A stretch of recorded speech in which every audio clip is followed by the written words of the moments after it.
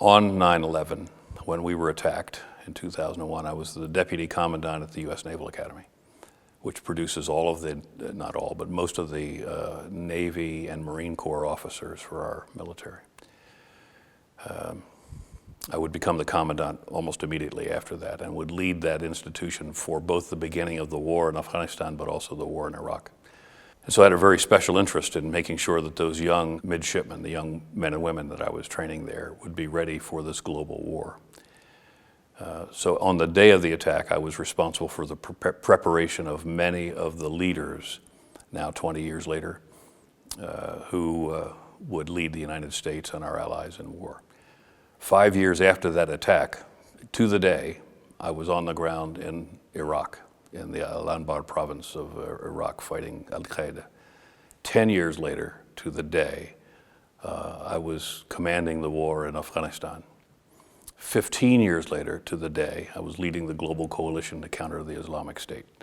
All of them were related to each other by a global network. All of them, each one was worse than the next. Each one was more dangerous. And in particular, the Islamic State is now a franchised organization around the world. So it goes back to what we discussed at the beginning of the question, and that is, are we safer now or not? Is the enemy more dangerous now or not? And the answer is that with Afghanistan in the hands of an Islamic emirate that had never broken its contact with al-Qaeda, an Islamic emirate where I truly believe we will find them in league with the Islamic State in the not too distant future, where there are terrorist organizations that I encountered on the ground as the commander that are not just oriented on the United States, but the Lashkar-e-Taiba is a virulent anti-Indian Kashmiri separatist organization that was responsible for the attack in Mumbai in 2008, which nearly put 2 nuclear powers at war. And so as a platform for those kinds of organizations,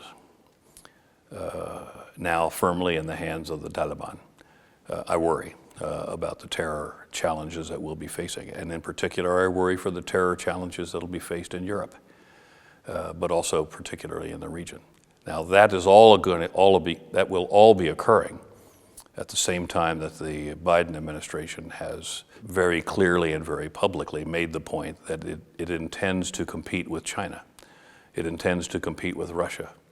And we were making judgments about whether 2,500 troops could be spared to prevent Afghanistan from falling into the hands of terrorists in the effort to posture ourselves with respect to a great power competition.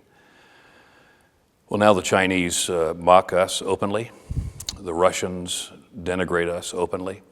Afghanistan is now in the hands of the Taliban.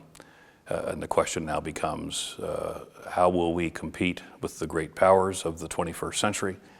How will we continue to manage what could be a growing global network of jihadi terrorism? And that's the challenge that we now face.